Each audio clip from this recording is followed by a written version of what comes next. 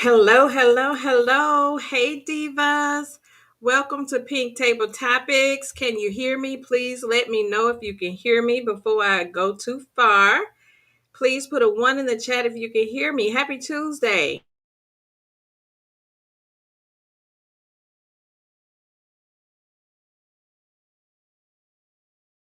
Hello, hello, hello. Okay, I see some ones in the chat. Hello and welcome to Pink Table Topics. I am your host and good sis, Pink Diva. Thank you so much for joining me. As you're pulling your seat up to the table, please don't forget to hit that like button. Feel free to drop down and leave a comment. Make sure you are engaging in our topic. Turn your bell notifications on so that you will be notified each and every time I drop a new topic. And as you know, our mission is to create a safe space for women to gather as a community, engage in healthy dialogue regarding real life issues that we as women deal with on a daily basis, but most importantly, to foster the true meaning of sisterhood. And if you are here, that means you are subscribed and representing the Diva tribe. And we're not just any diva, we are divine, we're inspiring, we're valiant, and we are admirable. Welcome, welcome, welcome to the table, divas. Hello, hello to each and every one of you for being here. Thank you for being here. Let me go over our motivational quote of today. It is, let her be soft, let her be silly, let her be safe, let your girls be girls. Let me say that again. Let her be soft, let her be silly, let her be safe, let your girls be girls. And this is going to go along with our topic of today. Hello, hello, hello. And as you know, I have to be courteous when you come to my house. I want to go up and speak to everybody. I appreciate each and every one of you for being here. Hello, Linda Gamble. Thanks for joining, sis. I appreciate you for being here. My mod and my sissy Teresa is in the house. Hey, Teresa. My sis is here. Hey, sis. Thanks for joining. I appreciate you for being here. Angela Richardson. Hey, Diva. Thanks for joining. Hey, Reen. Thanks for showing up. I appreciate you. Hey, Mama V. How you doing? How you doing? Thanks so much for joining. Hey, CDW.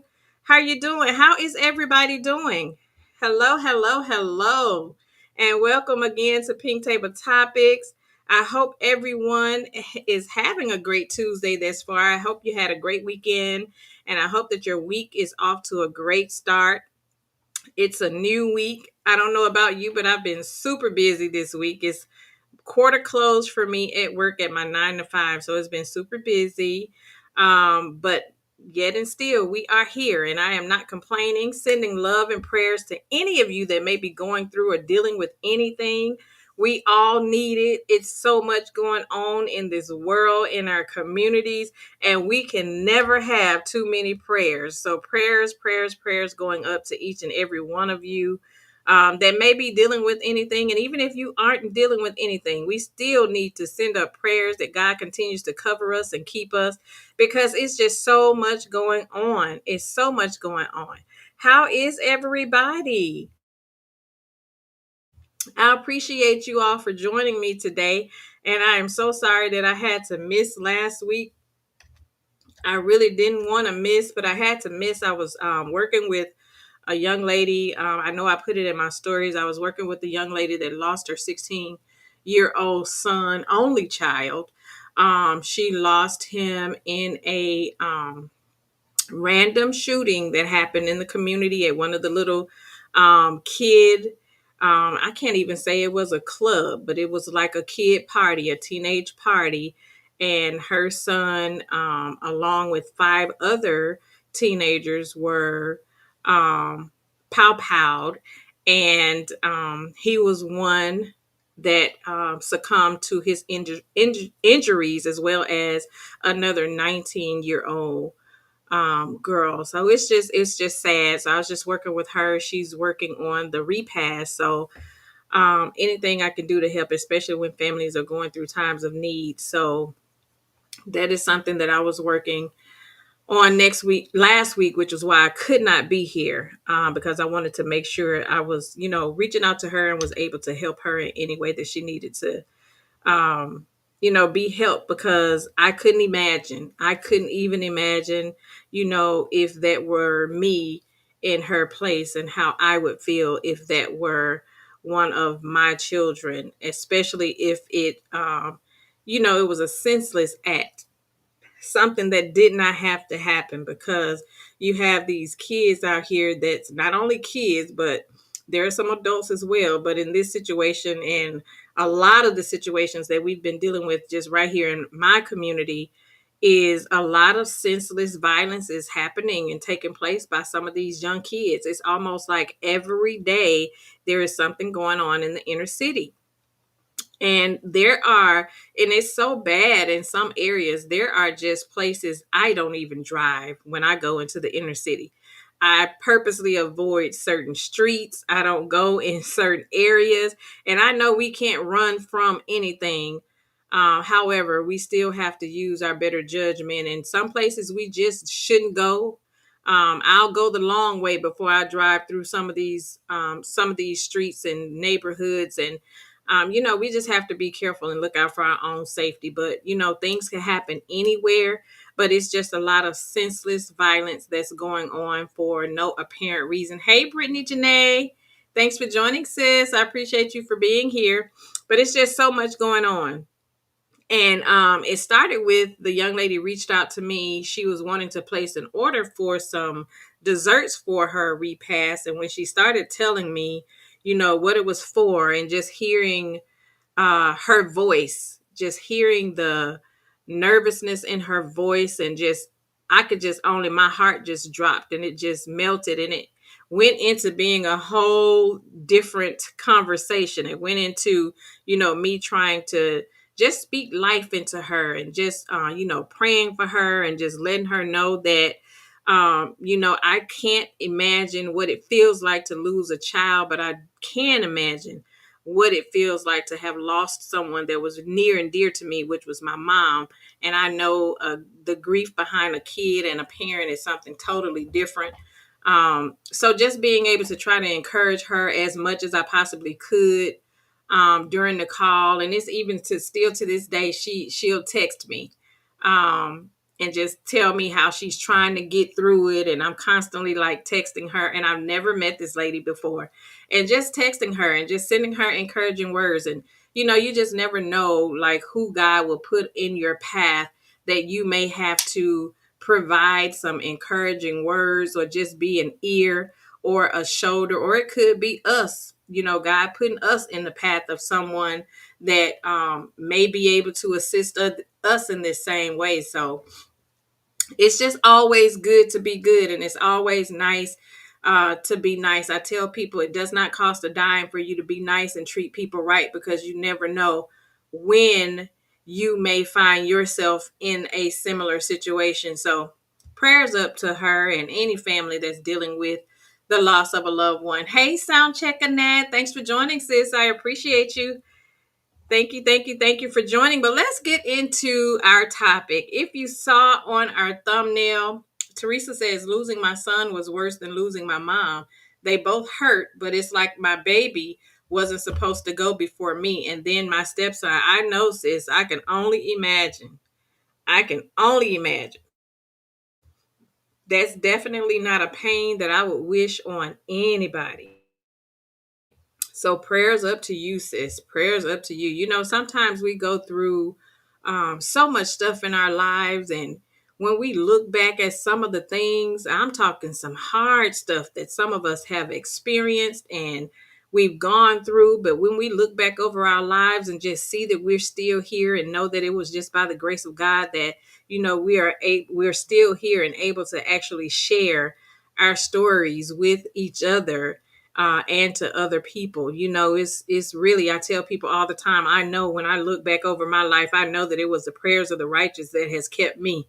It's some prayers that my grandmama and my mama sent up before my time. And, it's some things that I've gone through that I look back and say, I don't understand how I didn't even lose my mind going through some of the things that I went through. But God, right? But God.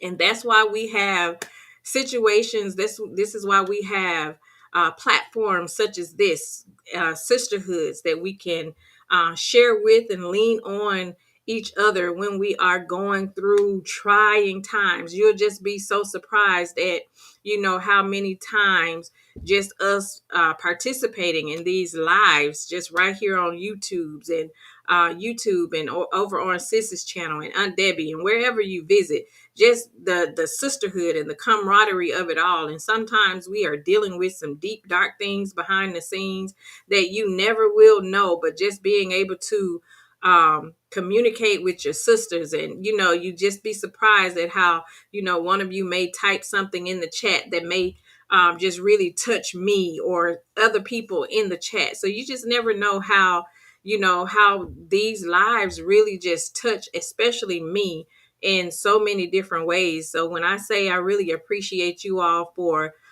joining and being over here, I really, really do mean that from the bottom of my heart. And, a lot of times we just need an outlet. We need an outlet. And that was the whole purpose of me starting this platform, so that we can have outlets such as this to where we can gather and we can talk about stuff, but also pray for each other. It means a lot when you have people that you are connected to that can actually pray for you.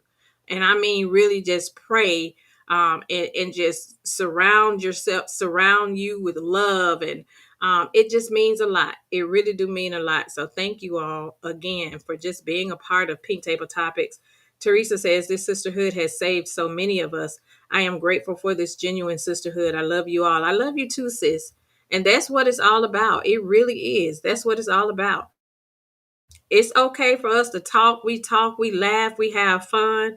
That's all a part of it. But we pray for each other. We send each other well wishes. We root for each other. We stand up for each other. That's what true sisterhood is all about. So I am so blessed to have a community of you that I have never personally laid eyes on at all, but I feel like I have been knowing you forever. So again, thank you so much for just being a part of my life. I really do appreciate it. You just don't know how much each of you mean to me. And when I say I love you, I really mean that. I really do mean that. So let's deep dive into our topic today. I know if you saw in the thumbnail, we're talking about girlhood trauma and letting girls be girls. Letting girls be girls. I have a video that I'm going to show in a little bit, but like I was saying, if you saw in the description, I wanted us to talk about this and be able to unpack some of the silent struggles that so many of our young girls carry into womanhood. Even us at our grown age may have experienced similar situations when we were younger, and possibly being forced to grow up too fast, sometimes feeling belittled, and even going through those phases of she's too fast. And I don't know about you all, but I heard that a lot when I was younger and growing up. I don't know why, like the older, like the grandparents. Hey, CC, thanks for joining, sis. I don't know why some of our grandmothers and aunts, and why we were always labeled, oh, she too fast, she too fast. And I've mentioned in the past that I'm a mentor coach for the Pearls for Teen Girls organization, which is a local organization here for teen girls. And I have had the pleasure of coming in contact with girls just from various walks of life. And I've also had the opportunity to actually sit down and have one-on-one conversations with them. And in those conversations, I have heard some stories that are absolutely just unbelievable. Some of them have shared situations where they feel like they were forced to grow up too fast. They were the oldest sibling and were forced to be the caretaker for their younger siblings. Some have mentioned not feeling loved in their homes, and others have shared how they feel when, just like I was saying, when mom and grandma constantly labeled them as being too fast. And their stories, along with this video that I'm getting ready to show that I ran across on social media, as well as my own personal experiences. That's what prompted me to have tonight's conversation, because it's time for us to talk about how this trauma can actually steal the innocence, silence the joy, and shape generations of women still trying to heal the little girl on the inside. And like I was saying, I don't know about you. I agree. I don't know why the elderly, like our grandmothers and aunts, would always label girls as being fast. I remember when I was growing up, I was always a very shapely girl at a young age. I've had this conversation, I think, before. Bow-legged, had the breasts and the hips and all of that kind of stuff. So I couldn't help it that the clothes that I wore actually would show my shape. Not that I was purposely wearing clothes that were too tight. They were not too tight because my mom wouldn't allow me to wear too tight clothes, but it did not matter what I wore. You could still tell that I had a shape. I was just built like that. One of my aunts used to always tell me that I was built like her. But my grandmother I remember one time I would go to school, come from school, and I would have on a skirt. Because when we went to school, I always got off the bus at my grandmother's house because my parents were still at work. And as soon as I get off the bus to make it in the house, my grandma said, "Oh, you just fast with that little tight skirt on." And the skirt wasn't even tight. And then my aunt was like, "Yeah, that's just too fast. It's too fast to be wearing it. I could wear shorts. Or you being fast because them shorts are too tight." Or it could be a situation to where I remember one time very vaguely, I was at my grandmother's house. My uncle from Chicago was visiting Mississippi at the time. And of course, when you come in from out of town, his high school classmates or whatever would always come to my grandmother's house to see him when he was there. I was sitting outside. I was told to get outside because, like, I think we mentioned this on Sis's channel earlier. When we were younger, we were not allowed to sit in the house and be in grown folks' conversations. We were made to go outside. So my grandmother had one of the neighbors were there, to visit my grandmother, and she made me go outside. I was already outside playing with my dolls or whatever it was that I was playing with at the time, and I think I was in middle school at this time. But my uncle, I was outside already because my grandmother told me to go outside. So my uncle ended up coming back from wherever he had went earlier in the day, and when he came, he also had some of his guy friends that were with him. Mind you, I was told to go outside. So I'm sitting outside under the tree, just minding my business. I wasn't even paying attention to my uncle and the guys that he was with. And as soon as my uncle went in the house and my grandmother realized that he had left. There was probably about 5 or 6 of his guy friends were over there.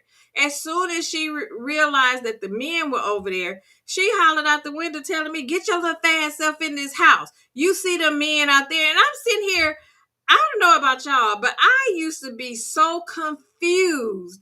And I'm sitting here like, at first you tell me to go outside.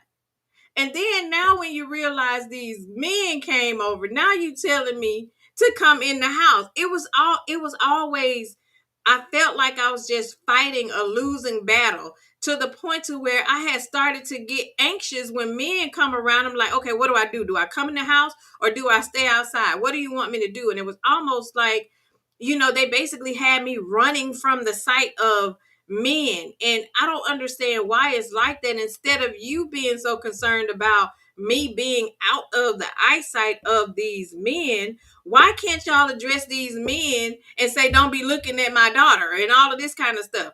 And I never really understood that. So again, so I never understood why we just always feel like because a girl is shapely, she's always labeled as she's being fast. She's being fast.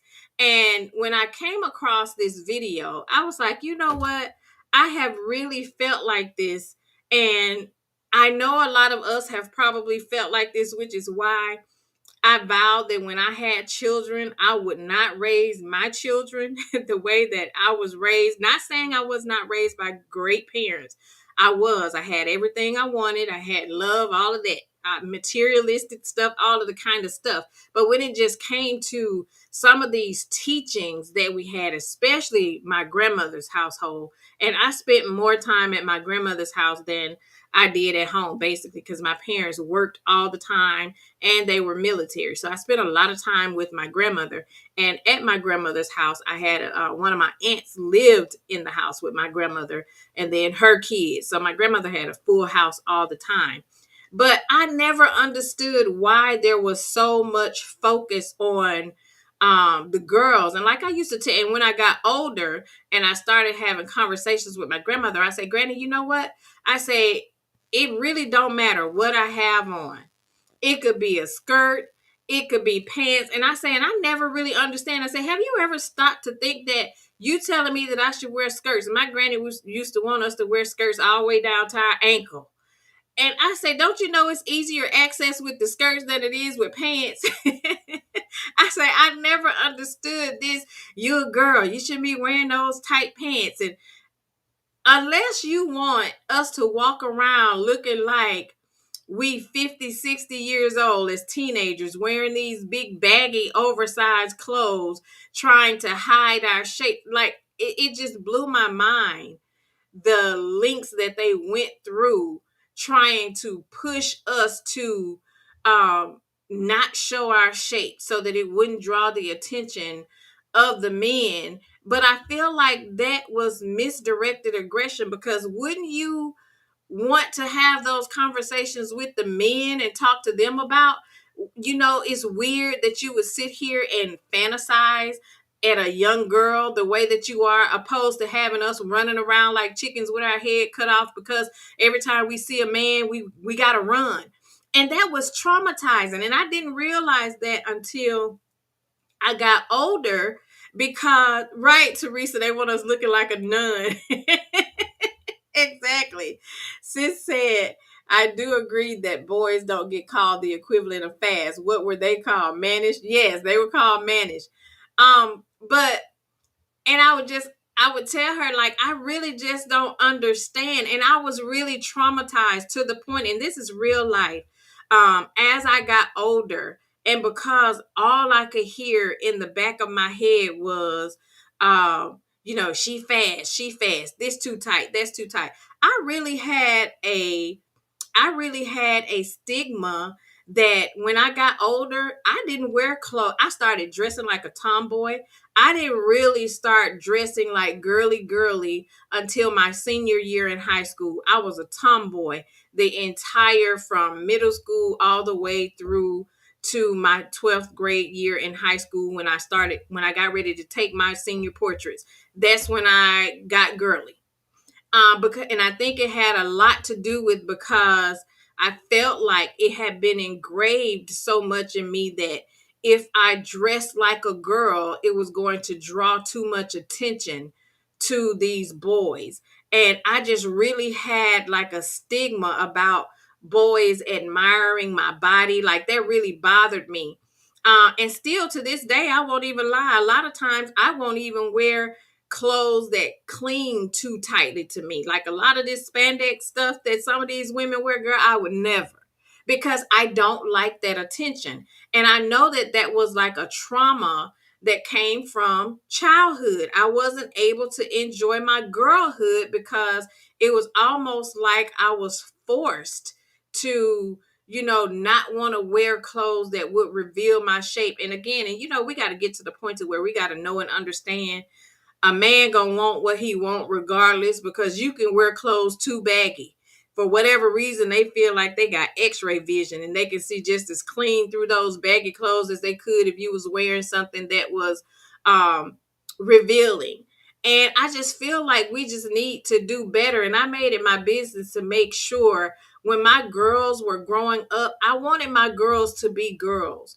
And I had to start asking myself, was this trauma that comes from how some of the older people in our lives would always push this she's too fast agenda, or not want to talk to girls about boys. And I don't know about you all, but I was pretty much pushed to where, don't like boys, don't keep them boys out your face, don't let them boys say nothing to you. And then let's take a look at where we are today in today's society, where we have so many of these girls who are confused about their sexuality. They are confused. Should I like girls or should I like boys? Because it was beat in me so much that keep the boys out your face. You can't. And I know growing up in my household, my daddy didn't allow me to talk to boys. Boys could not call me on the phone. My siblings had to sneak and let me talk to my so-called boyfriend behind the scenes. My daddy would not allow me to be on the phone with boys. Boys could not come to my house. I couldn't even go to a prom with a boy. When I was in 11th grade, I went to my prom with my cousin. My 11th grade prom date was my cousin, which we were cool anyway. We were best friends. And my senior year, I didn't even go to prom with the guy. I went solo. Me and my best friends went to the prom solo by ourselves. But when you sit and think about like those conversations and all of this trauma that they was pushed, and I know it was probably because they, in their minds, it was a form of protection. They felt like they were protecting us from what they knew boys could possibly do to us. But I feel like it just really cheated us out of our girlhood to where like we couldn't be girly because they wanted to prevent us from doing all the little cutesy girly stuff and wearing all the little cutesy girly clothes for the sake of thinking that these boys or men would possibly take advantage of us and see us differently than what we really are. And I feel like it really just took our innocence away. I just really feel like it takes your innocence away when they're pushing all of that. And as a kid, you're not understanding why, you can't wear this, you can't wear this. And all I remember when I went to school, I'm like, well, my friends get to, dress like this and they get to wear what they want to wear. And, I'm like, what kind of, what kind of household am I growing up in? When I say I grew up in a very militant household, it was very militant. It was very strict. My mom wasn't, but of course my daddy was, had the final say. He was the man in the house. He was the disciplinary. My mom wasn't. She was a softie. She was the one that, when my daddy would discipline us, she'll come in the room after he go outside and try to smooth everything over. She was that one. But I just really never really understood that. And I know that really traumatized me. That traumatized me. And I think a lot of girls today, and even some of you, we grew up, having our girlhood taken away from us. Sis said, is it possible that some were fast? I can admit that I was. Absolutely. I believe some of them, some of us were fast. We've all had our fast moments. But with my experience, I wasn't fast when they were saying I was fast. That's the thing. I think I think eventually if you tell a person something so much, you'll eventually start to believe it and do it. And my reaction to that was, well, since you say I'm fast, I may as well be fast. You know what I'm saying? So a lot of times we can beat this stuff in these kids' head for so long. That's just like you telling a kid that they'll never amount to nothing. If you continue telling them that, they'll grow up thinking and believing that. So in my experience, I think that's what happened with me. I was told so much, and I'm like, well, if I'm gonna be accused of it, I may as well see what being fast is all about. That's how come I ended up with a pregnant at 16. Being fast. I'm not saying that we haven't had our moments of being fast, because a lot of times, especially in my household, when I was so strict, I would do stuff. I would sneak and do stuff because I wasn't allowed, to do stuff. Like when I say I couldn't do nothing, I could not do anything. And I used to ask my parents, like, what kind of household is this? Because I go to school on Mondays and hear all of my friends talking about the parties they went to over the weekend, and they got a chance to do this, and the sleepovers they were having. None of that was happening at my house. And, and I felt the way, but that was when I was growing up. But at my age now, and when I got older and had my own kids, I was able to, be grateful for the upbringing that I did have, because I feel like it saved me from a lot of things that I could possibly have gotten into, a lot of trouble. So I know my childhood prevented me from going through a lot of those things that I could have gone through, and just being out there, being wild and in the streets. Because when I went home to my class reunion, when I saw some of my classmates, and I was looking at them like, Lord have mercy. Thank you for preserving me because some of them look like they've been through some stuff. You hear me? And these are some of the same ones, that was able to go to the parties and do all of the stuff that they were doing. So I'm grateful for my upbringing. I'm grateful for having strict parents because, like I say, it saved me from a lot of things that I'm sure I could have possibly gotten involved in. But it still was a lot of traumatizing moments for me as well when it comes to things like this and how they hold the girls to a higher standard than they hold the boys. I still struggle with that today. I still don't understand why there has to be a difference in the upbringing of the boys versus the girls. Teresa says your little fast tail and your little fast tail friend. Teresa, girl, listen. CDW says another phrase older people used to say is "you smelling yourself." Girl, yes, don't get the big head. Hey Sharon, thanks for joining, sis. They definitely used to say that. Oh, you smelling yourself. Cece says men never get the brunt of their bad behavior. It's thrown at the feet of the girls and the women. Absolutely. Sis said, I do agree that boys don't get called the equivalent of fast, where they call mannish. Yes, they were called mannish. Teresa says they wanted us to look like a nun. Girl, apparently they wanted us to look like a nun. Apparently. Like, just put us in some nun uniforms or something.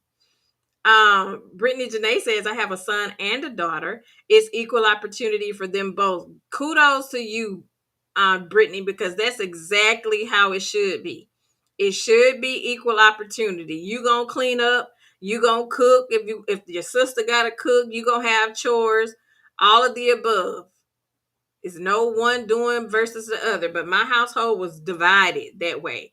I told my daddy all the time he was male chauvinist because he put my brother on a pedestal. He was not made to go to the garden and clean up and cook. Now, mind you, he can do all of those things. Very clean, and can keep his house very clean and all of that stuff. But he was not made to do it when we were growing up. It was like a necessity for my sister and I. Like we couldn't get out of it, but he could always get out of it. Didn't have to do it. Teresa says my dad was the same way, but he didn't have a problem with my brother talking to somebody else's daughter. Absolutely, Teresa. Absolutely. I could not have no little boys could not come to my house talking about they coming to see me. They had to pretend that they was coming to see my brother child. And the amount of blackmail that I had to go through for my brother just so that little boy could sneak over there to see me. Girl, he had me doing his homework, washing his dishes. Girl, it was a mess. It was a mess. Sis says that's sad. I was able to dress girly, but no colored underwear until about junior year. Girl, I could dress girly, but it couldn't be fitted. It couldn't be any form fitted stuff. But then I got to the point to where I didn't even want to dress girly. I was just a tomboy. I was climbing trees and playing football and all of that kind of stuff. I just wasn't even interested in it at that point because I was sick of hearing it. Sis said most times the level of strictness causes girls to sneak, and then we get teenage pregnancy. Hint, I'm one of those. That's exactly what happens because we're sneaking around and they don't allow us to be girls or to share that we have like a little crush, a little male crush at school. What little girl doesn't want to share that with their mom and let their mom and experience having that conversation with their mom. And that's where the whole talk about the birds and bees. Girl, I didn't even get the birds and the bees talk when I was coming up. My grandmother told me if I kissed a boy, I was gonna get pregnant. So, so you see how traumatizing that is. You just see how I'm just super anxious because you thinking something like a kiss is going to get you pregnant, because that's what my grandmother said. They didn't have truthful conversations when it came to teen pregnancy. They spent more time basically telling you see a boy, you run. That's basically how I felt. Like, go the opposite direction. Teresa says, not me. I was a good, wholesome girl. Cap, Teresa. You is capping. You was being fast too, Teresa.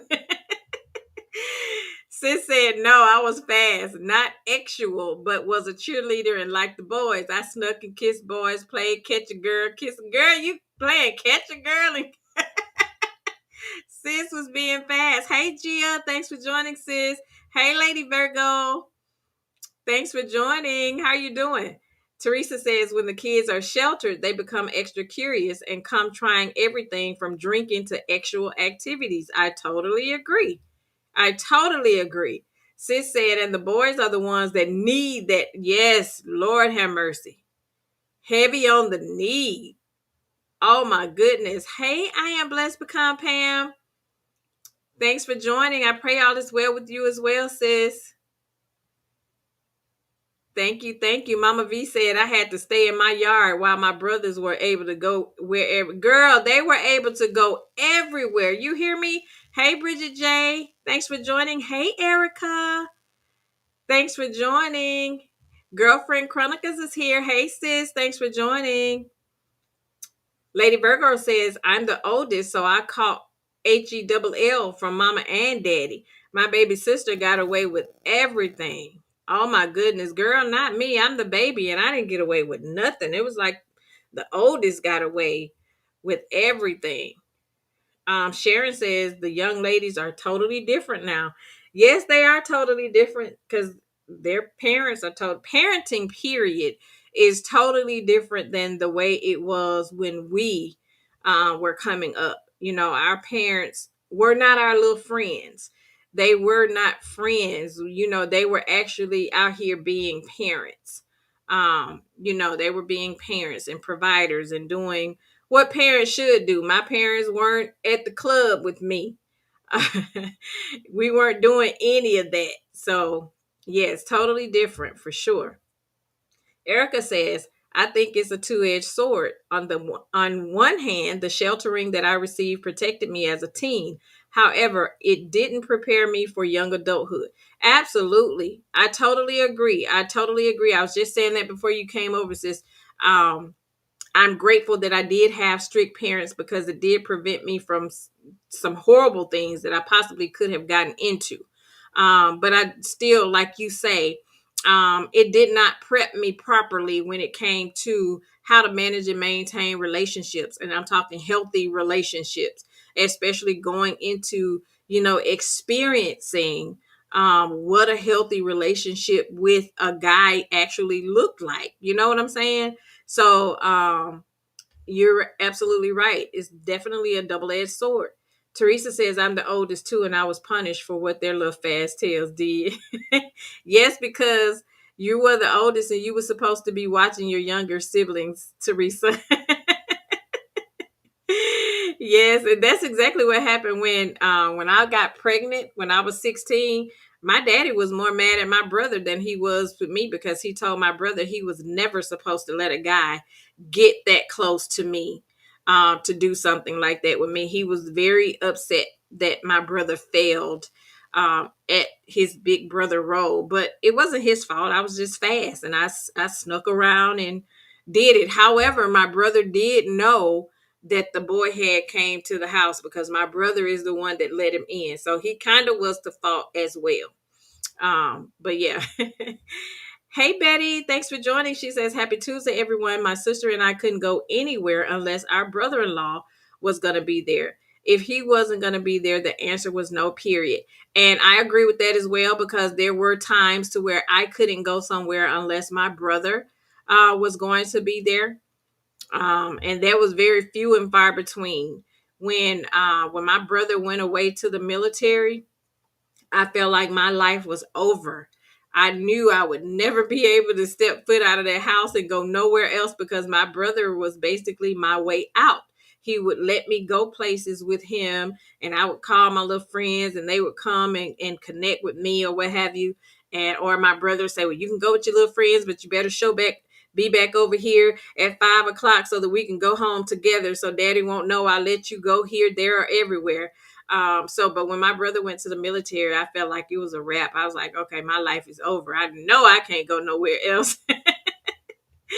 Erica says exactly, no preparation. I totally agree. Teresa says that's what they said. You're supposed to be watching them. Don't put that on me. Right. It's almost like you're forced to grow up, um, being the protector and provider for your younger siblings. And I don't think that's fair. And that was one of the things when I had my daughter. My girls are 7 years apart. And my youngest was, oh my goodness, she was so crazy about her sister. Like, she loved her big sister, and she would just cry when she would go outside to play with some of her little friends or what have you. But I was always that mom that made it my business. I was like, this is not my oldest daughter's child, this is my child. I am not going to force her sister on her. I am not going to force her to watch her sibling. I'm not going to do that. I am going to allow her to still be a little girl and go play with her friends separately from her sister.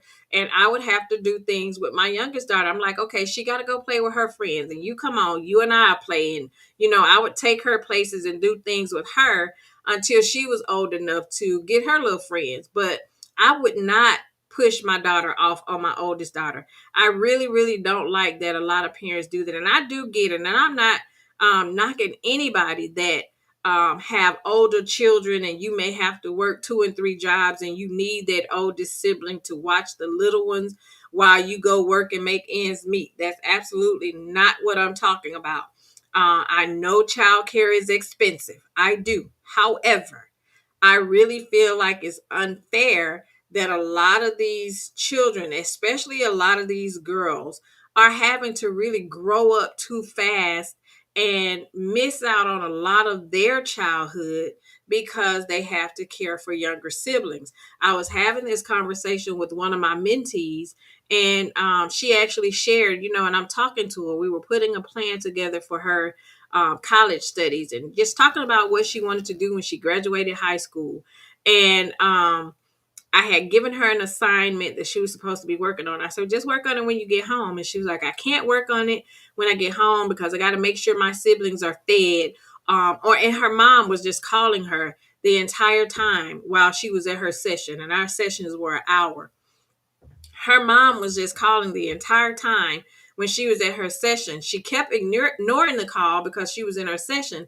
And then her mom started to texting her. And I was like, is everything okay? I said, do you need to leave? And she was like, that's my mom. She keep asking how long I'm going to be so I can get home and watch the kids. And she's saying the kids hungry. And I'm thinking to myself, I'm like, what do you mean your mom is calling you, telling you that your siblings are hungry? Ain't she at home? Why can't she feed why can't she feed her own kids? And just hearing those conversations. And she was like, I just don't feel like, she said, I may have to drop out of the program because I just don't feel like I can do the things that are expected of me to stay in the program because of everything that I have to do when I get home. And I just felt so bad for her because I felt like her girlhood was being taken away from her, and she really couldn't be a kid. Like, let kids be kids. Hey, Aunt Debbie, how are you? Aunt Debbie is here, y'all. Thanks for joining, Aunt Debbie. I appreciate you for being here. And I just really, really hated the fact that they would not allow kids to be kids. Hey, sweet tea, thanks for joining, sis. I appreciate you for being here. Yes, sis, that was really, really sad. That was really sad.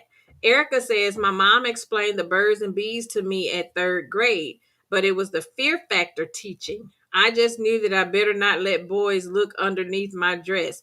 And I didn't get the birds and the bees conversation at all. I was just told, don't talk to boys, stay away from boys, don't let boys touch you, don't kiss a boy or you'll get pregnant. Like, I didn't get the real, you know what I'm saying? I didn't get the real conversation. Like, and a lot of us didn't even get the conversation. I would have wanted to have a conversation with my mom about, having my first actual experience and what that could possibly do or make me feel. You know what I'm saying? And we don't get those conversations. I just feel like a lot of stuff was left out for me when I was growing up. And I don't doubt that my parents just wasn't in their own way, just trying to make sure I was protected and didn't want me to experience certain things. But we really do, as parents, have to look at the reality of things. Like, these things really do happen in real life.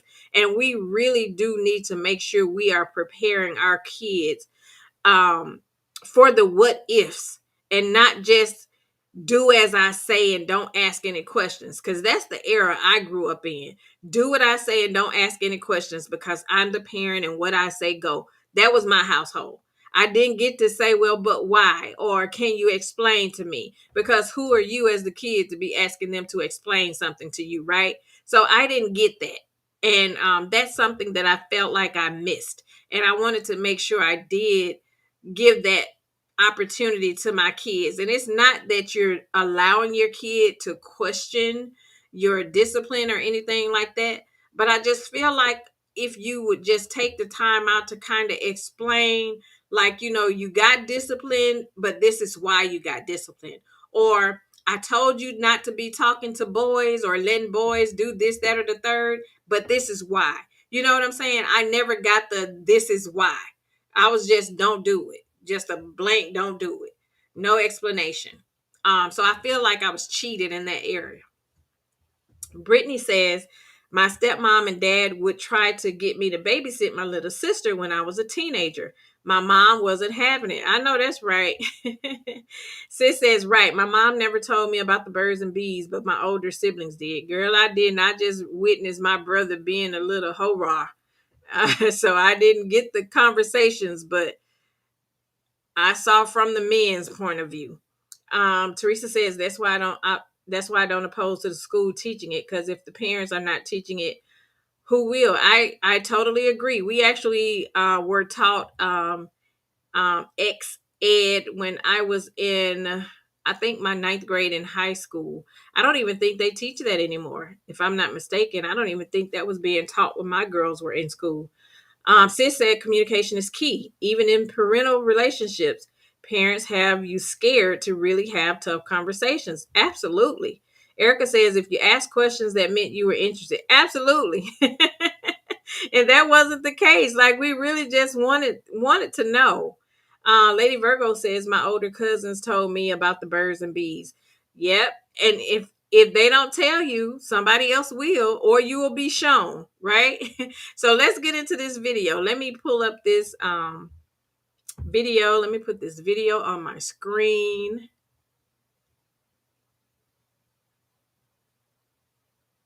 Let me pull it up.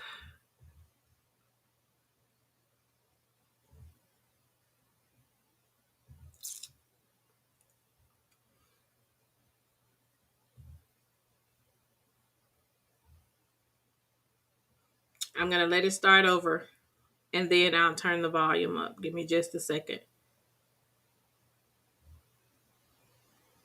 I'm going to let it get back to the beginning, because for whatever reason, I can't rewind it. So I have to let her finish so that I can get back to the beginning.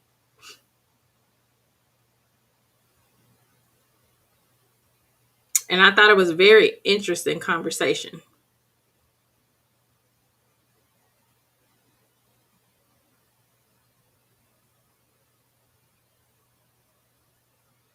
It's almost done.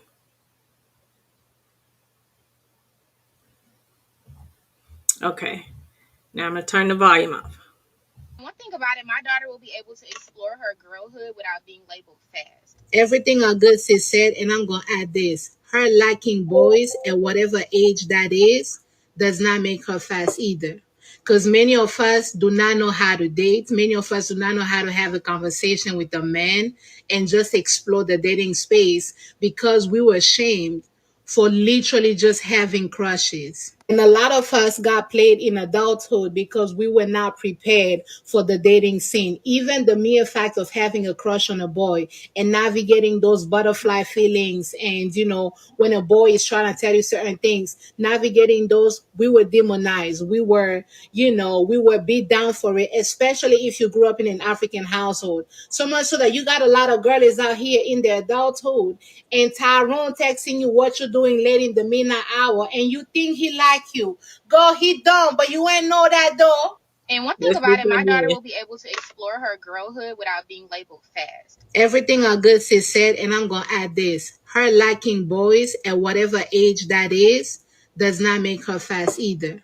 Because many of us do not know how to date. Many of us do not know how to have a conversation with a man and just explore the dating space because we were ashamed for literally just having crushes. And a lot of us got played in adulthood because we were not prepared for the dating scene. Even the mere fact of having a crush on a boy and navigating those butterfly feelings, and when a boy is trying to tell you certain things, navigating those, we were demonized. We were beat down for it, especially if you grew up in an African household. So much so that you got a lot of girlies out here in their adulthood, and Tyrone texting you what you're doing late in the midnight hour, and you think he like you. Girl, he don't, but you ain't know that though.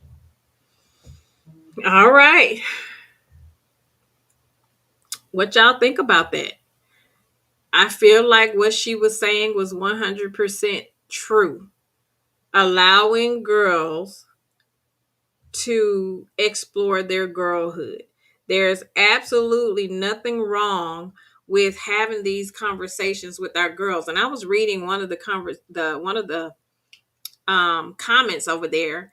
And this one is true as well. She said, but being around church folk that focused more on shame and fear than love and wisdom, being demonized for being pretty and accused of trying to get attention when I was just existing. And we just talked a little bit about that. Basically, she was being demonized because she was a pretty girl and she was accused of trying to get attention, and all she was just being. And I think that's so sad. And I remember experiencing that from church folks too. They would say, well, your dress is too tight and you can't wear you. It's basically like Teresa said earlier. They basically want us to walk around like we're nuns, I guess, because some of us can't help that we are shapely at a young age. Some girls really are like built real shapely at a young age, and that does not mean that they should be beat down for it and criticized about it or being labeled that they are fast just because they are shapely. I don't think that's fair. I really don't think that's fair at all. Sis said, I could have never asked my dad anything actual, but why can't girls have those types of talks with their fathers? I totally agree. Sis. I agree. Sweet Tea says she has 4 boys, and I talk to them about all of that. Good for you. Kudos to you. And it's good to see that some moms out there really are having those types of conversations with their boys too, and not with just the girls. Because sometimes I feel like our girls get punished so much because of the things that boys and men do, instead of placing the blame to where it goes and not on the girls. It almost seems like we are conditioned at very young ages to carry so much on our shoulder. We're being told so much of what we can do, what we can't do, what we shouldn't do, how we should act, how we shouldn't act, and all of this stuff. Just imagine, being young girls, and we got to take all of this stuff in, and we have to learn how to navigate all of this stuff. We have to learn how to process. It's like, do this, do that, do this, don't do this, don't do this. And you don't have anybody that's willing to give you any clarification on why I should or should not do a thing. It's just that I'm being told not to. But then when I look around and see my brother or my male cousins, none of them are being taught these same things. And why does the household have to be divided when it comes to the girl versus boy type trainings in the household? I never understood that. Never understood that. Sis says to Sweet Tea, I think the opposite sex parent can really let them know what's up. I totally agree. Brittany Janae says, child, my aunt told me about the birds and bees, and boy, did I get a rude awakening. She woke you up, sis. Sharon says, my mom never talked to me. All I ever heard was, you better not be out there messing with them boys. Right. Girl, they don't explain anything. Teresa says, I talked to my boys about it as well. My boys would show me that they had their protection on them. I was like, I really don't need to see those things. They were very open to me and my husband. It's good you had a great relationship. Kudos to everyone who make it their business to have great relationships and open communication with your kids because they need it more so now than ever. Just being able to have open dialogue about things when it comes to just life in general, because whether you know it or not, it helps them be able to better maneuver through this thing called life when they can get those life skills at home. And life skills go far beyond them cleaning up a room or cleaning up the house and doing chores around the house. I'm talking talk relationship talk to them, and have those hard conversations that you may not want to have. Like, have those conversations with your kids that you wanted to have when you were younger. And that's how I looked at my conversations and how I tailored my conversations to my girls. I was open and talking to them about things that I wanted to be able to talk to with my mom, but I couldn't. I didn't have the courage to, ask certain questions because it was, again, do what I say, not as I do type thing. Don't ask no questions. And it's because I said so. And, I wish that more parents would take out the time that they need to do more. You're not explaining yourself, but just giving them some insight as to why the decision that you're making is the decision that you made. Like, to better help them understand and not have them confused that, like, why you don't ever want me to go anywhere, or you don't ever want me to talk to boys, or kind of give them some dialogue as to where you're coming from, so maybe that can better help them understand where you're coming from, and that you actually have their best interest at heart. And I think that's where a lot of parents have kind of dropped the ball, because they don't have open dialogue and be able to share.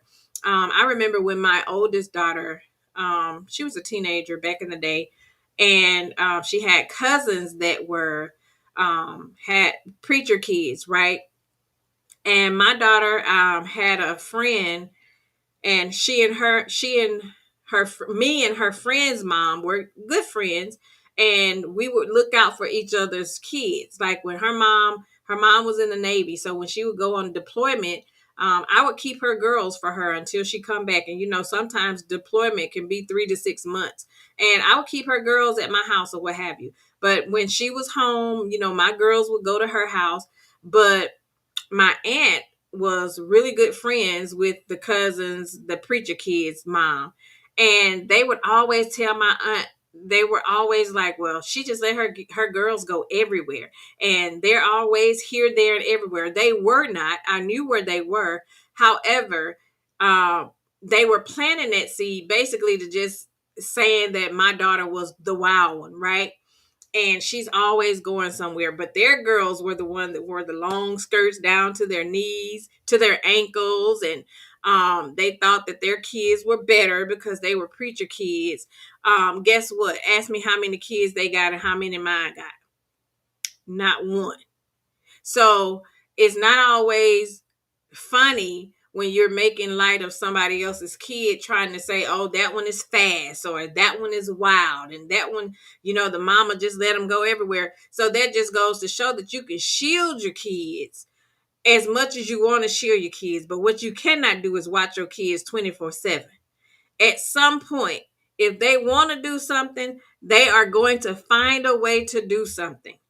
If they want to sneak out to them little parties, they're going to find a way to sneak out to them parties. So being super, super strict does not omit them from doing anything they want to do, because they're very smart. They're very strategic. All they do is get a little bit smarter at doing it. So that does not mean, so my thing was, I wanted my girls to show me that I could trust them. This is where we build trust. Because if I let you go somewhere, I'm expecting you to be back at your curfew like we agreed upon. I'm expecting you to not go out here and get in any trouble or do anything like that. So this is me showing you that I trust you to do the right thing. And if you break that trust and you don't do the right thing, then we know it won't be a next time. So I feel like I didn't get that when I was kids. When I was a kid, I was just being told, no, you're not going. You can't do it. Uh, don't ask. No questions asked. So, but yeah, I just wish we would get a little bit better at communicating, so that they can understand. Sis says, my mom told me ain't nothing open at night but legs. That's all open, child. It sure is. That's all open at night but legs, baby. Yes, indeed. Teresa says, I talk to my granddaughters about everything. I showed them videos of what could happen if not protected and everything. I didn't sugarcoat anything. I know that's right. And some of us need to be talking to ourselves compared to some of these men that we got coming around us these days. So everybody could use a talking to. But yes, definitely, especially these girls, child, because they still fooling women our age. Sharon says she's right. Hey, peace, love, and light. Thanks for joining, sis. I appreciate you for being here. Thank you, thank you. Sis said, now these preacher kids is fast, girl, fast, fast. You hear me? Fast, fast. One of them was child. One of them was on the bus. She was in band, but on the bus, child, and we all knew when you go to the back of the bus, we all knew what be happening at the back of that bus, and everybody in the school was talking about it when it was over. Everybody was talking about it when it was over. I am going to drop the link if anybody wants to come up and share a story, a similar situation that you've had to deal with, you or your children, or whatever the case may be. If you want to come up, feel free. If not, that's okay as well. We are 1 hour in. Are y'all enjoying the topic of conversation today? Sharon says, never say what your child won't do. I know that's right. Never. Teresa says, them preacher kids were the leaders of the fast club. Yes, they were. But you know, they always put their kids on a pedestal, child. They always put their kids on a pedestal. Let me see. I have some questions. Let's see. To everyone, to those of you that's in the chat, were you allowed to just be a girl? Were you allowed to just be a girl, or do you feel like you were pushed into adult roles and responsibilities? Or do you feel like you were pushed into survival at an early age? Think back on when you were growing up in your household, whatever the situation may be. Do you feel like you were really able to be enjoy your girlhood? Do you feel like you were pushed into adulthood too fast? Do you feel like you were pushed into adult responsibilities too fast? Anybody in the chat? Peace, love, and light says, my grandmother raised me and everything was no. And I think some of those no's formed me into the woman and mother I became. I thank God that my daughter never gave me not one problem. I know that's right. I know that's right. That's a blessing too, sis. It really is. Bridget J says the young lady was right. I was allowed to date at 16 years old. Girl, I wasn't.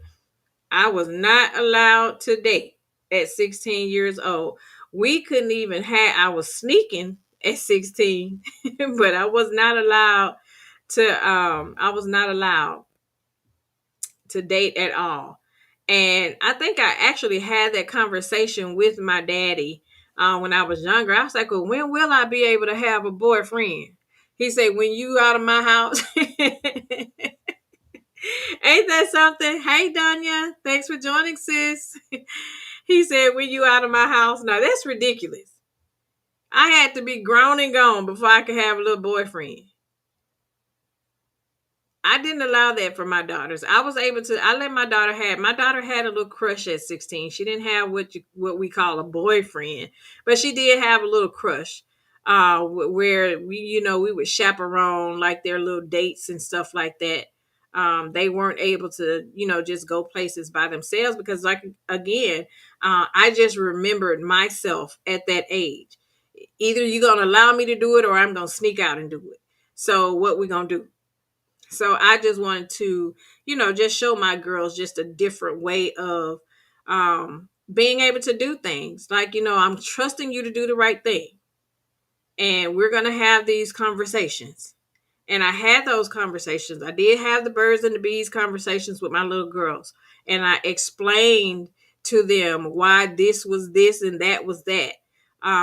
So that they could get an understanding and not just be confused. Because again, like the lady was saying on the video, then we get in these relationships and we don't know how to maneuver healthy relationship. We be thinking, he texting me all time of night. It's 2 o'clock in the morning and he still texting me. He love me. No, he ain't. He just trying to get up under that dress.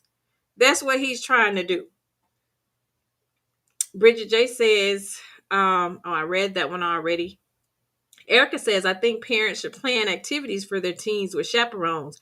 It allows them to interact with the opposite gender, and the protection is there. Absolutely. And that's exactly what I did. We definitely planned activities for the teens. And, me and the other mom, we would just, sit around and let them just go off and do what they did. But we still were the drivers. We were still there. We would have, even if it was something to where we went to a restaurant, we would allow them to have a table by themselves, and then we would sit off together by ourselves, to show that, give them privacy. And again, like you were saying, so they would be able to, maneuver and know what it looks like to sit and have a conversation with the opposite sex. Teresa says, I was allowed to be a girl to a certain extent. When my daddy saw my cheerleading outfit, he almost went into girl, did you send him into cardiac arrest almost, girl? Those little skirts were short. Girl, that is too funny. See, I played sports. I was an all sport athlete. I played 3 sports. I played basketball, ran track, and I played softball. So again, like I said, I was tomboyish, but still, again, you know how those baseball pants fit. It's still short. Those basketball shorts are short. So it don't matter what you wear. If you are shapely, even if you ain't as shapely as some others, a man gonna be a man and a boy gonna be a boy. Sis said I was allowed to be a girl, but with restrictions. I couldn't just go and go where I wanted. I know that's right. Hey, how I see it, TV. She says, my grandma raised me and everything was no too. And I appreciate that now. Absolutely. Definitely appreciate it now. Definitely appreciate it now. And I feel, and I don't know about you guys, I just feel like when they have so many stipulations on us as girls when we are younger, do you feel like this kind of prevents that open line of communication? Let's say we went through a situation to where we were being touched inappropriately or watched inappropriately. I just feel like, with being overly strict, that will prevent us from being comfortable enough to open up and share. I had a conversation with a lady a few years ago, and she shared that. She talked about her experience of being actually abused, and she was ashamed to go to her parents to tell them about it because she felt like she would be blamed for it. And this goes back to what I was saying when I was telling y'all how my grandma used to tell me to go outside and play. But then when the men come out, she would want me to come back in the house. I felt like I was just running in circles, going back and forth. And a lot of times when they continue to call you fast, fast, fast, and then when something like that happens, you start to feel like, well, if something happens and I have to tell them, they're going to think it's my fault. I'm not going to feel comfortable sharing it because they'll feel like I'll feel like they're going to tell me that I was fast anyway. And I actually had a cousin to where that actually did happen to her. She was abused by a cousin, and that was one of the things he told her. Well, they're not going to, don't you say anything because they're not going to believe you anyway because grandma already think that you fast. You see how that goes? And she didn't. And she held it in for years. And the only reason she ended up sharing the story is because she ended up getting pregnant. by the cousin, and she had to have an abortion at a very young age because she was molested by a cousin. But again, she did not tell because he said they were going to say she was lying because they knew she was fast anyway. See how that works? See how that can become a trauma for some women or for some girls because you're constantly telling them that. So when things like this happen to where she should have felt comfortable enough and had an open line of communication to be able to share that, she didn't feel comfortable enough to do it out of fear that this would happen. See? Peace, Love, and Light said, but the granddaughter is going to be a different story. She challenged me now at the age of 5. Girl, I heard them grandbabies be something. You hear me? I heard those grandbabies, and I be hearing some of these grandparents say that they let these grandkids get away with things that these kids know they couldn't get away with.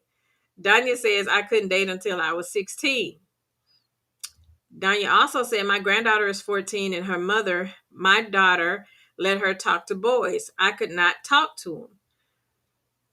Well, as long as I feel like as long as she's monitoring, their conversations and the places they go and stuff like that, um, it's not always as bad. I think we just have this built-in fear factor that we just feel like something is going to happen. And I know, just speaking for me, one of my fears were that my daughters would end up pregnant at 16 like I did.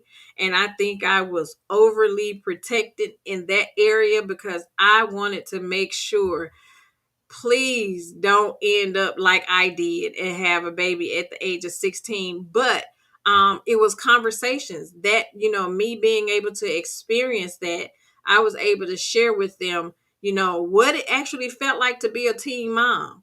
And what are some of the things that I had to actually give up and weren't able to do? And just explaining to them, like, you get pregnant at 16, it ain't no guarantee that little boy gonna still be your boyfriend.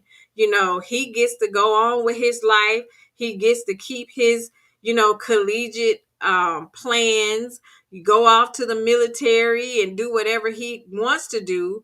And you, on the other hand, you have to carry this kid for 9 months.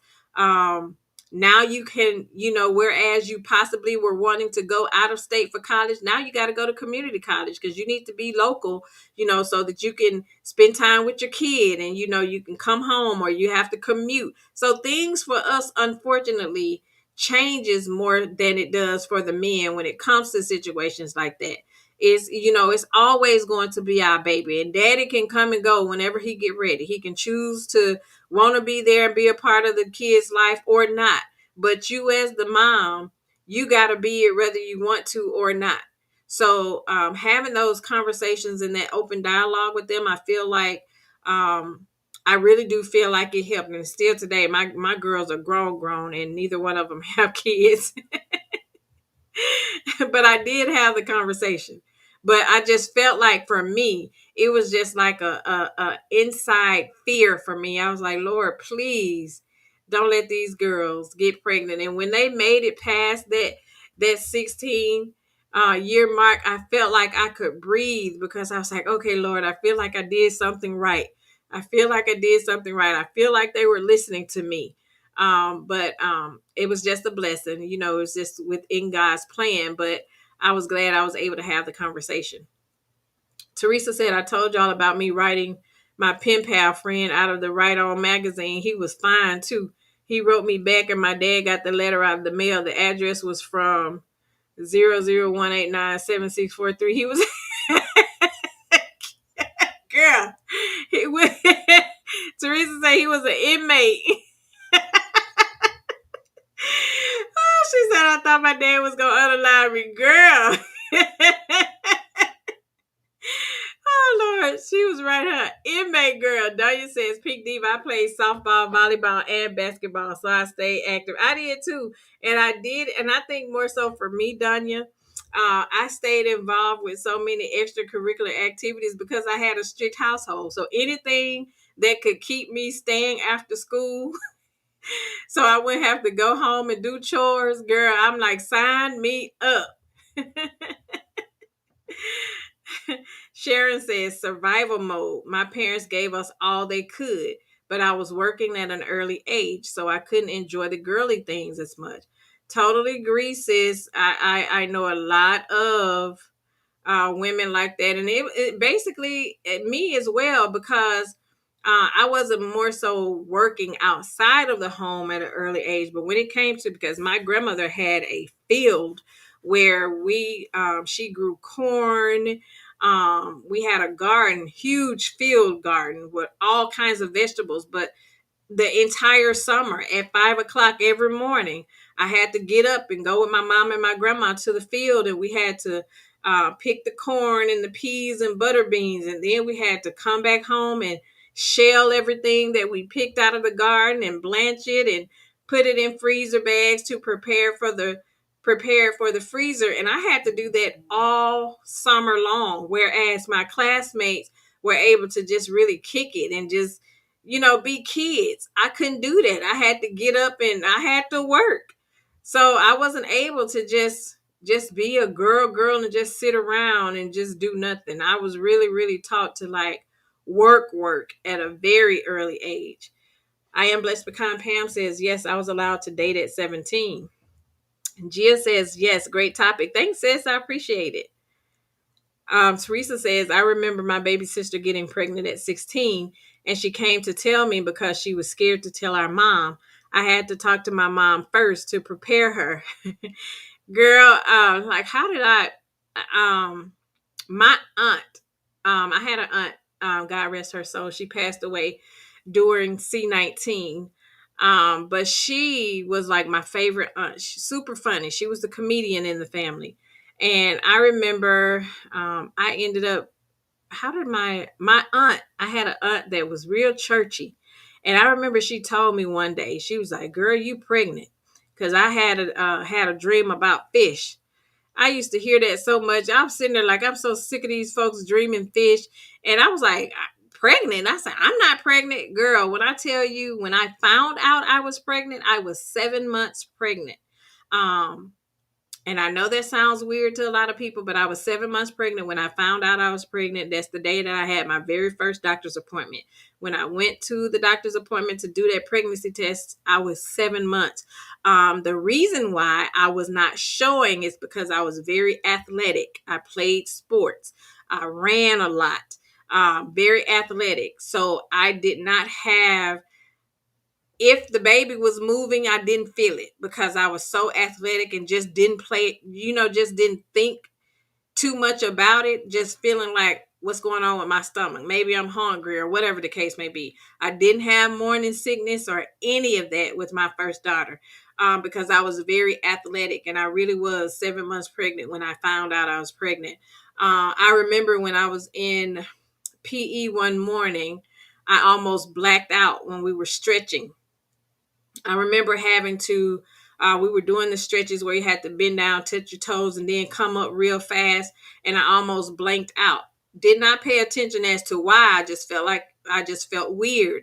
And I remember when I had to go to my grandmother's house after school because again, I got off the bus at my grandparents' house. And I remember my aunt, she touched my stomach and my stomach was hard. She said, girl, you pregnant. And I was like, I'm not pregnant. I'm like, pregnant? What do you mean? I was just dumbfounded. I'm like, what do you mean pregnant? And she ended up making a doctor's appointment.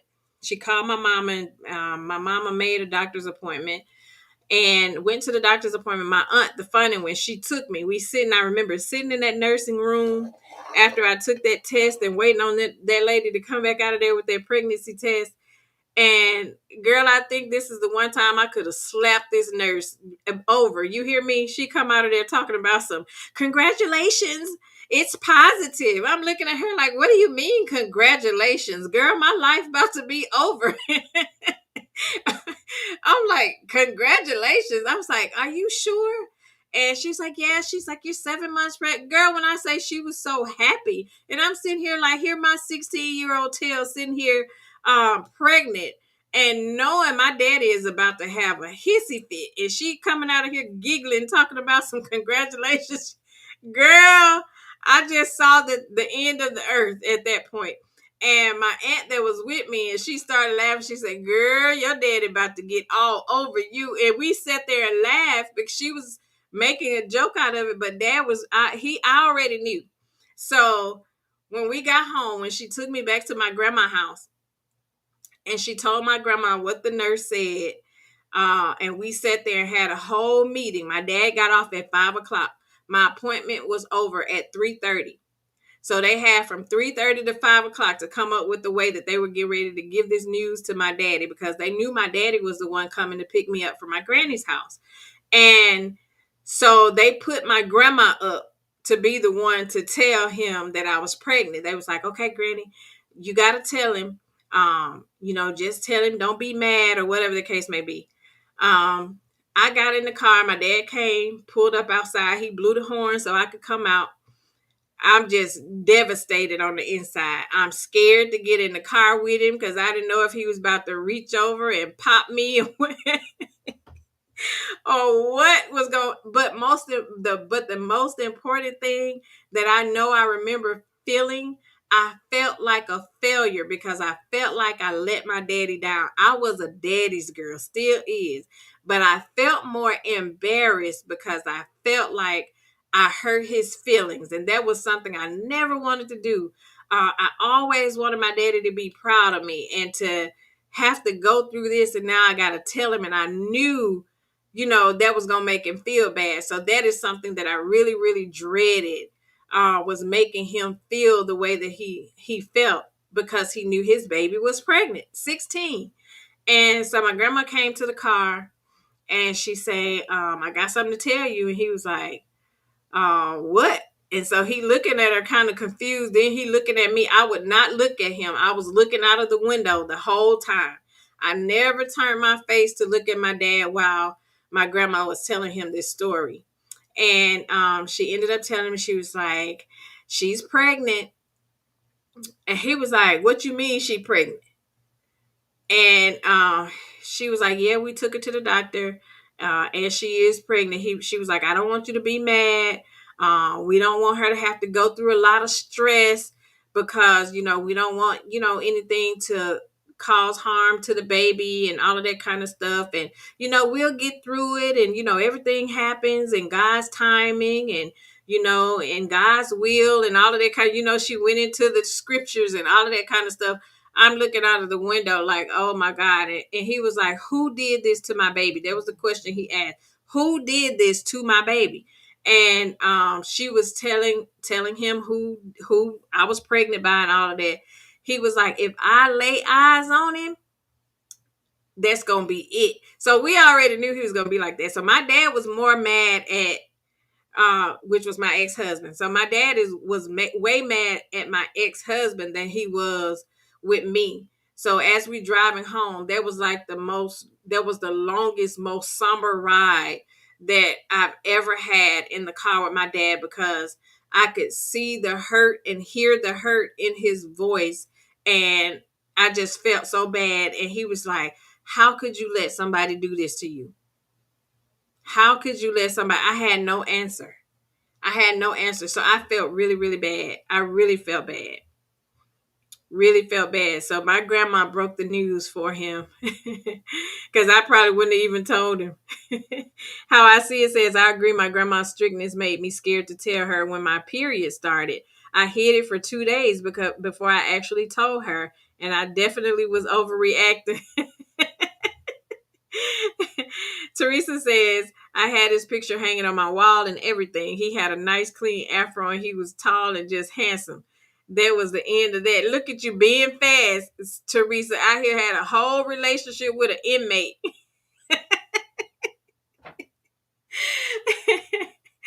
Out here being pen pals with a whole inmate. Danya says, "My sister and I are 2 years apart. She did whatever she wanted to in the punishment, but me, I was too scared of my mom to do anything she told me not to do." I know that's right, because they definitely had the fear of the Lord in us, child. Bridget J said, "That's so sad." Danya says, "That is a great conversation to have with my granddaughter." Absolutely. Erica says, my parents probably would have thrown the holy oil on me and locked me up. Girl, listen. Peace, love, and light says, I understood my grandmother's strictness. My mom was unalive when I was 10 and she just into protective mode. If it wasn't for my aunts keeping me in activities, I wouldn't have had any normalcy. I am so sorry to hear about your mom, sis. And I can definitely see that being your grandmother going into protective mode. I can definitely understand and see why she did that for sure. And it's good that you did have aunts that kept you in activities. And that was my saving grace, like being a part of um, just being a part of activities. Sis says, not no inmate child. Yeah, sis, she had a whole inmate. Yep, Danya, she had an inmate. Look at Teresa talking about, I blame Right On Magazine for asking us to write pen pals. They could have told us who we were writing. But you should have asked questions, Teresa. Sis said Teresa would have been on one of the first stories of Love After Lockup. Exactly, sis. She sure would have. She sure would have. Lady Virgo says, right, Dunya, I was scared of my mama. I'm 8 years older than my sister. Lady Virgo also says, Teresa, my sister got pregnant about when she was 16, and when daddy found out, I got under the bed. Girl, you was scared too. No, daddy don't play about his babies. Sis says, my first conversation with my mom was sophomore year about my ex. I told her I loved him and he was so nice. All I remember was a big sigh from my mom, and she set me down for that talk. Well, at least you had to talk, sis. At least you had to talk. Because not all of them are willing to give you the talk. They try to shy away from it. So at least you had the conversation, and at least you felt comfortable enough to actually sit down and tell her that you was in love with your little boyfriend. Sis said that my siblings had already had with me. Okay. Lady Virgo says Donya, her and her daddy had gotten into it, and she said that's why I'm pregnant. I got under the bed so fast. She didn't yell it out like that, did she, sis? Lady Virgo says you should have seen me get my big butt under that bed. Teresa says, chit chat, you're the baby, so you had all the sibling protection. They wouldn't let mama or daddy mess with the baby sister. I know that's right. Lady Virgo says, Danya Teresa, when that baby came, you could not tell my daddy anything. Absolutely. Let me tell you, my daddy was the first one to spoil my daughter. The first, still to this day, she has him wrapped around her fingers. And he did, but my daddy did not want that boy to come and see his baby. When I say my daddy, it was years. It was years before my daddy actually got over that. But the thing is with my mom, like when I had the baby, my daddy didn't even want the boy to come up to the hospital to see the baby. And, my mom was like, well, no, you can't do that. That's his baby. He has a right to see the baby. He was like, I don't want him up here. He better not come. So my mama, with my mom and my grandma, would have to orchestrate a time that the boy could come up there to see me and the baby while my daddy was at work. We knew my daddy wasn't leaving work early for nothing, period, ever. So he would orchestrate a time. They would orchestrate a time for him to come and spend time with the baby. And even when we ended up going home after the hospital, my mom would let him come to the house and spend time with the baby. And when 5 o'clock was hit, she was like, okay, 5 o'clock, he'll be home in a minute. So you need to go ahead and wrap it up. But my mama would sneak behind my daddy back and let him come and spend time with the baby. But he ended up going off to the military. As soon as he graduated, he went off to the military. But the thing that I did commend him about, I did not have to put him on child support. As soon as he went into the military, he put himself on child support. And those child support checks was coming straight from the military, faithfully. Faithfully. Um, let's see. Teresa says that's the way it is. They go through all of that just to spoil them babies rotten. All my grandchildren are spoiled. Absolutely. Danya says, I know he did because I'm a grandparent now, and girl, those grandbabies hit different. I've heard. I heard y'all be over there spoiling them grandbabies. Lady Virgo says, when my sister was in labor, I had been out partying. I went into her room. They told her to push, and I pushed my I pushed my butt out the room. You was scared, girl.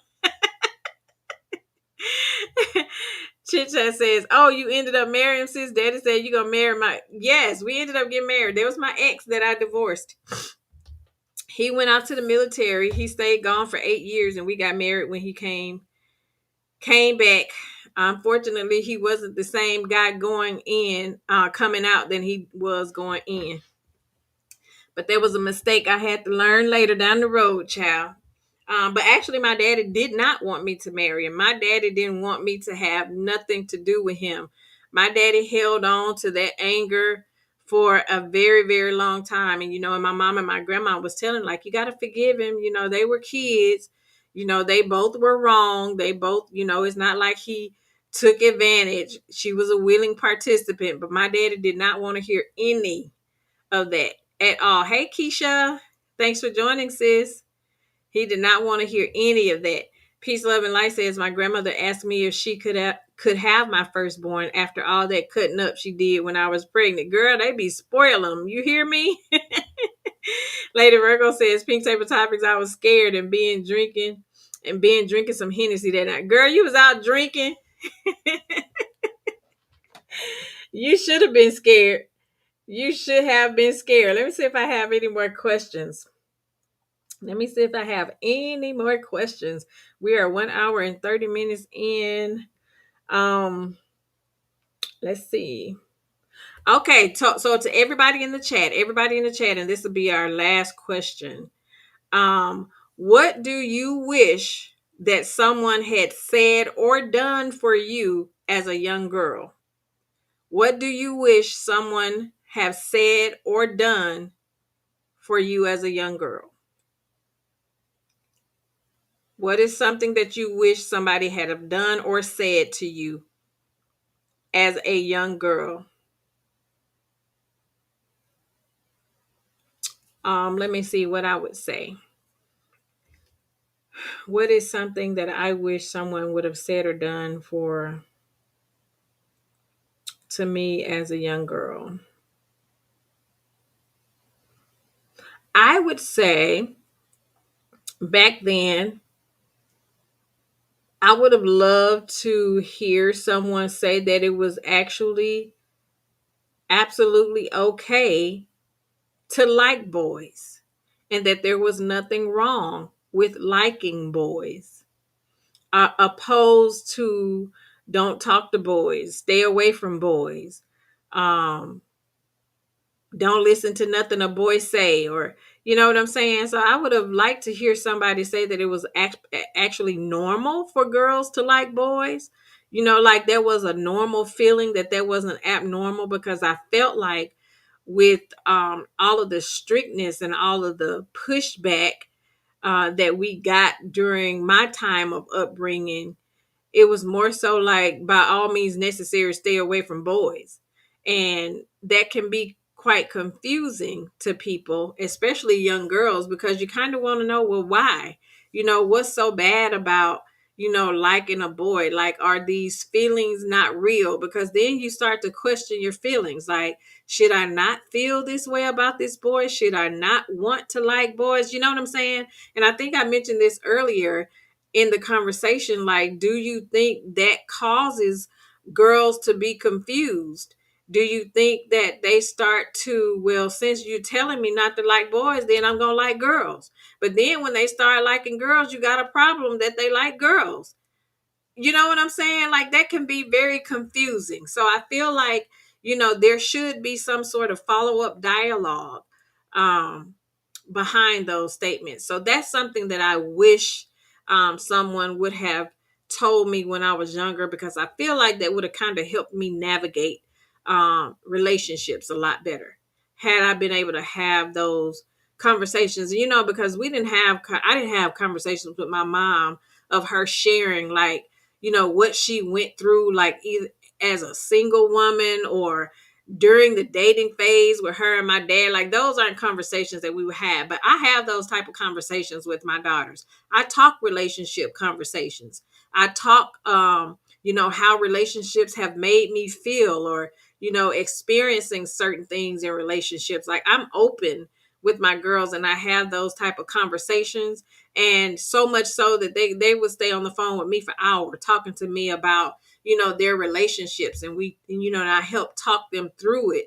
And I didn't have that growing up. It was like we stay away from that topic of talking about boys. We did not talk about boys. It was almost like a plague. Don't bring up no boys. Don't talk about boys. Can't no boys talk to you, and this, that, and the third. Sweet Tea says, good night, family. Love y'all much. I have work tomorrow. Good night, sis. Thank you so much for joining. Appreciate you for stopping by.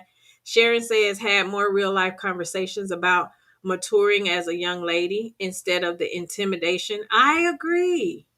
I agree. That's a good one. You wish you would have had more real life conversations about maturing as a young lady instead of the intimidation. Absolutely. Absolutely. That's a good one. Sis said same. And my mama said a stiff D ain't got no conscience. Girl, it ain't got nan conscience. You hear me? It don't have nan conscience at all. Let me see. I think that's my last question. That was my last question. Trying to make sure I covered everything that I had written down. Mm,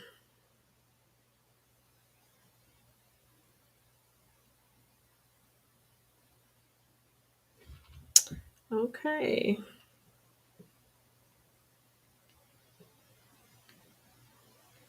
That's it.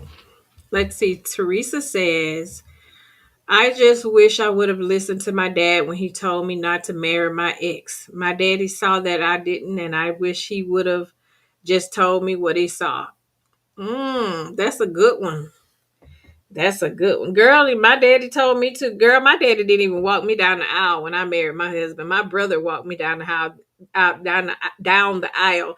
That's why my daddy was so against that relationship, girl. He didn't even walk me down the aisle. And it actually took, I think we were like, after we got married, we probably were like,